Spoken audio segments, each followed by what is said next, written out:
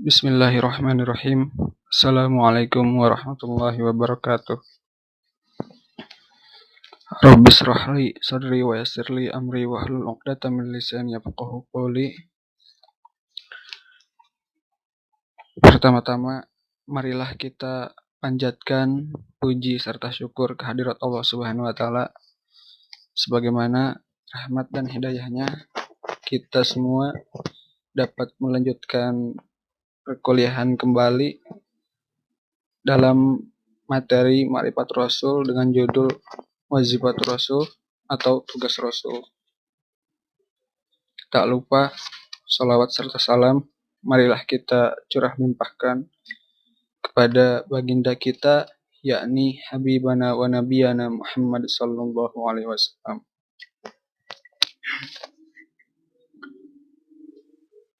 Wazifatul Rasul atau Tugas Rasul. Tugas Rasul yang utama secara umum yakni ada dua. Yang pertama, mengemban risalah dakwah, dan yang kedua, menegakkan agama Allah. Kalau Allah menghendaki, bisa saja Allah memberi petunjuk kepada manusia secara langsung. Akan tetapi, untuk suatu hikmah yang dikehendaki Allah mengutus para rasul dengan tugas yang telah ditentukan. Tugas rasul secara umum sebagaimana termaktub dalam Al-Quran, yakni yang pertama mengemban risalah dakwah dan menegakkan agama Allah. Dan yang termasuk ke dalam mengemban risalah dakwah, yang pertama adalah ma'rifatul khaliq atau mengenal sang pencipta. Mengenal sang pencipta atau mengenalkan kepada kita manusia melalui ayat-ayat kauliyah dan kauniyah. Karena Allah Subhanahu wa taala bersifat gaib, maka pengenalan kepadanya hanya dapat dilakukan melalui ayat-ayat tanda-tanda kekuasaannya itu. Rasulullah SAW sendiri tidak pernah melihat Allah secara langsung. Demikian pendapat kebanyakan para ulama berdasarkan riwayat yang mengatakan bahwa Aisyah radhiyallahu an bertanya, apakah baginda pernah melihat Allah? Rasulullah SAW menjawab, cahaya, bagaimana mungkin aku dapat melihatnya? Terus selanjutnya, yang kedua adalah mengajarkan kepada umatnya cara beribadah yang benar. Cara ibadah ini pun sebenarnya beliau tidak mengada-ngadakan. Dikatakan dalam riwayat bahwa Allah mengutus Jibril kepadanya, lalu mengajarkan bagaimana wudhu dan sholat. Lalu beliau pun mengajarkan kepada Khadijah, demikian seterusnya. Dan yang selanjutnya, yang ketiga adalah minhajul hayyah atau menyampaikan pedoman hidup. Dan yang selanjutnya, yang keempat adalah mendidik, memberi arahan dan nasihat tulusnya sehingga manusia menjadi orang yang memiliki karakteristik muslim seperti beliau. Tugas Rasul yang kedua adalah menegakkan agama Allah. Sistem Islam tidak akan berdiri sendiri tanpa ada yang menegakkan. Kalau Allah menghendaki, memelihara kedamaian dan keharmonisan di dunia dapat dilakukan oleh Allah sendiri. Akan tetapi, Allah memberikan kesempatan kepada manusia untuk memberikan kontribusi agar mendapat balasan yang lebih baik dari Allah. Dengan itu, tugas Rasul pada kali ini yang pertama adalah menegakkan khilafah. Disebut khilafah karena manusia mendapat mandat dari Allah Subhanahu wa taala untuk menegakkan syariatnya dan mewujudkan kemaslahatan umat manusia. Dalam mengajarkan kekhilafahan, manusia tidak boleh menyimpang dari ketentuan syariat Allah. Yang kedua adalah mencetak kader. Hal ini dibutuhkan untuk mengawal dan membela sistem ini. Hal ini juga penting demi keberlangsungan khilafah Islamiyah. Dan yang ketiga adalah mentarbiyah generasi, mengajarkan kepada pewarisnya untuk mereka ikuti di dalam mendakwahkan agamanya. Dan yang terakhir, yang keempat adalah memimpin dan memberi teladan bagaimana untuk mengaplikasikan risalah Islam, termasuk dalam hal-hal yang tidak ada nasnya secara qat'i. Untuk itu, beliau Rasulullah SAW mengajak musyawarah. Maka dari itu, tugas Rasul dalam mengimplementasikan risalah Islam adalah sebagai dai, pendidik sekaligus memimpin. Yang selanjutnya kita ke tujuan materi. Tujuan materi kali ini yakni memahami tugas Rasulullah sebagai pembawa risalah dakwah dan penegak dinullah. Yang kedua, dapat menyebutkan bentuk-bentuk keteladanan Rasulullah dalam melaksanakan misinya. Nah, ini tugas Rasulullah SAW yang tadi sudah disebutkan.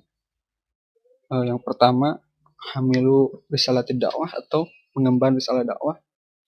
Dalam mengemban risalah dakwah ini, yang pertama Rasulullah SAW melakukan aktivitas dakwah agar umat manusia ma'rifatul khaliq atau mempelajari, mengetahui, dan mengenal Sang Pencipta Allah Ta'ala, sehingga mereka bersedia beribadah hanya kepadanya. Sebagaimana dalam firman Allah, Quran Surat Al-Baqarah ayat 21, yang artinya, Hai manusia, sembahlah Tuhanmu yang telah menciptakanmu dan orang-orang sebelummu, agar kamu bertakwa. Yang kedua, Rasulullah SAW membimbing manusia tentang kaifiyatul ibadah atau tata cara ibadah.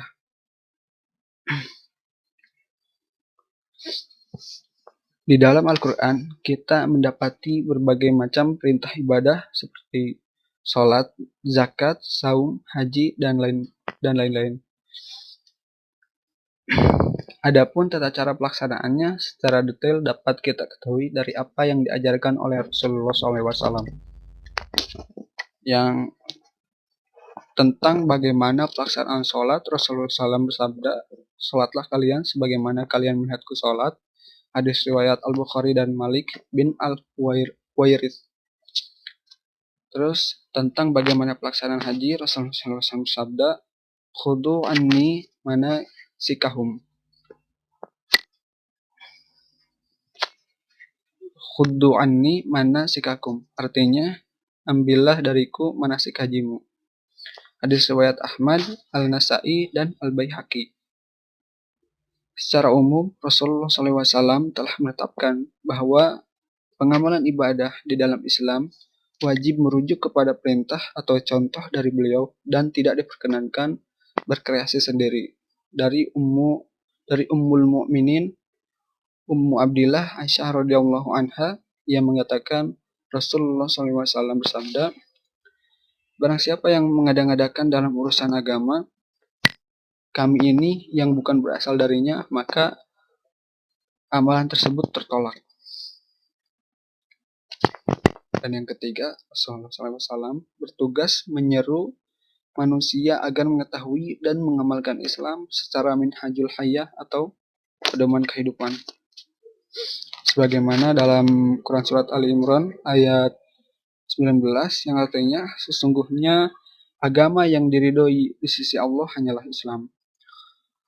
Beliau menyuruh umat manusia kepada ajaran Islam secara utuh agar dilaksanakan dalam kehidupan sehari-hari setiap aspek kehidupan.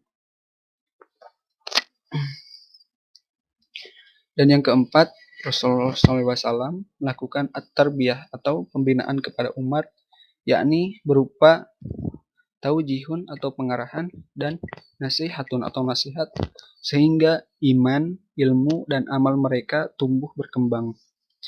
Dengan at-tarbiyah, manusia akan terbimbing menjadi seorang Rabbani sebagaimana dikehendaki oleh Allah Ta'ala.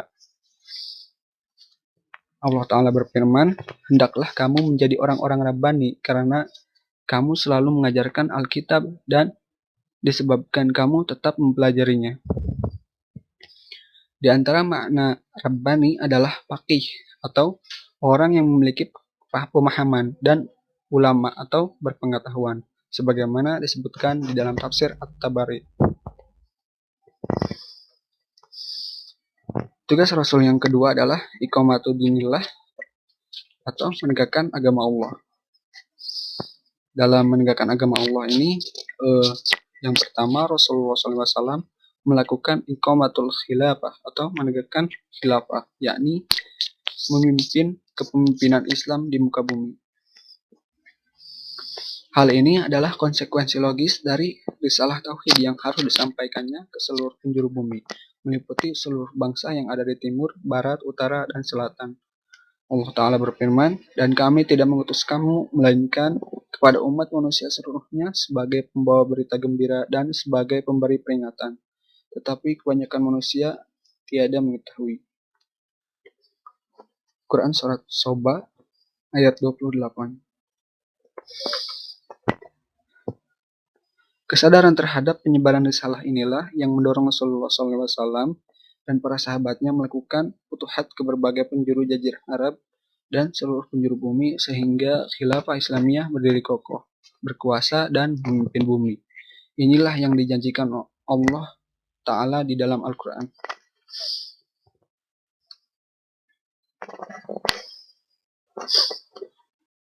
Dan yang kedua, dalam rangka iqamatud dinillah, Rasulullah SAW melakukan bina rijal atau membina kadar yang menjadi kekuatan inti sehingga estafeta dan roda dakwah dapat terus berputar. Di periode Makkah, kekuatan inti dakwah tersebut adalah para as-sabiqun al-awwalun. Kemudian bertambah di periode Madinah, yakni mereka yang mengikuti Baiat Aqobah, khususnya adalah Baiat Aqobah II, di mana di dalamnya terdapat 12 orang naqib atau pemimpin yang diangkat oleh Rasulullah SAW yang bertugas menjadi perwakilan kaumnya dalam mendukung keberlangsungan dakwah di Madinah. Urgensi keberadaan sekelompok orang yang secara khusus menunaikan perintah Allah Subhanahu wa Ta'ala untuk berdakwah dan amar ma'ruf nahi munkar disebutkan mulai firman-Nya, "Dan hendaklah ada di antara kamu segolongan umat yang menyuruh kepada kebajikan, menyuruh kepada yang ma'ruf, dan mencegah dari yang munkar. Merekalah orang-orang yang beruntung." Quran Surat Al-Imran ayat 104. Tentang ayat di atas, Ibnu Katsir berkata, "Hendaklah ada di antara kalian sekelompok umat yang menunaikan perintah Allah untuk berdakwah kepada kebaikan dan amar ma'ruf nahi munkar, sekalipun dakwah itu wajib pula bagi setiap individu muslim." Dan yang ketiga, Rasulullah SAW menggariskan minhajul dakwah atau metode, cara, dan prosedur dakwah untuk menjadi pedoman generasi penerusnya yang akan mengarungi dinamika medan perjuangan sehingga Islam akan tegak hingga akhir zaman. Kita akan memperoleh gambaran yang utuh tentang manhaj dakwah beliau jika kita telusuri Al-Quran dan Sunnah serta Sirah Nabawiyah. Paling tidak, kita akan mengetahui bahwa subjek dakwah Islam atau dai adalah meliputi seluruh umat sesuai kemampuannya masing-masing. Artinya, tugas dakwah itu pada dasarnya adalah tugas setiap muslim. Sebagaimana dalam hadis riwayat Muslim, yang artinya siapa yang melihat kemungkaran, maka rubahlah dengan tangannya. Jika tidak mampu, maka rubahlah dengan lisannya. Jika tidak mampu, maka tolaklah dengan hatinya. Dan hal tersebut adalah selemah-lemahnya iman. Di antara contoh metode strategi dakwah yang pernah dilakukan oleh Nabi Muhammad SAW adalah yang pertama, melakukan metode dakwah sirriyah atau sembunyi-sembunyi. Yang kedua, memanfaatkan pelindungan Abu Thalib ketika melaksanakan dakwah jahriyah atau terang-terangan. Dan yang ketiga, metode pembinaan umat secara sembunyi-sembunyi di rumah Arqam bin Abil Arqam. Yang keempat, menghindari konfrontasi dan mengambil langkah defensif atau bertahan terhadap orang-orang yang memusuhi dan melakukan tekanan kepada dakwah. Yang selanjutnya, mengambil kebijakan untuk membolehkan orang-orang lemah di kalangan kaum muslimin agar menampakkan kemurtadan demi keselamatan jiwa dan menjaga pertumbuhan dakwah. Yang selanjutnya, memerintahkan pengikutnya hijrah ke Habasyah atau Ethiopia atau kerajaan Kristen. Dan yang selanjutnya, memanfaatkan hukum jiwar atau suaka yang diberlakukan masyarakat musyrik agar memperoleh keselamatan dalam berdakwah dan beribadah. Terus yang terakhir, mencari pembelaan dari luar basis teritorial dakwah, sebagaimana dalam contoh Rasulullah SAW mencari perlindungan dan pembelaan ke Thaif. Beliau pun mendatangi kabilah-kabilah dari luar Mekah pada saat musim haji untuk memperoleh dukungan dakwah. Media dakwah wasail yang digunakan Rasulullah SAW sangat beragam. Yang pertama, bisa media lisan, tulisan, mengirimkan duta dakwah, dan lain-lain.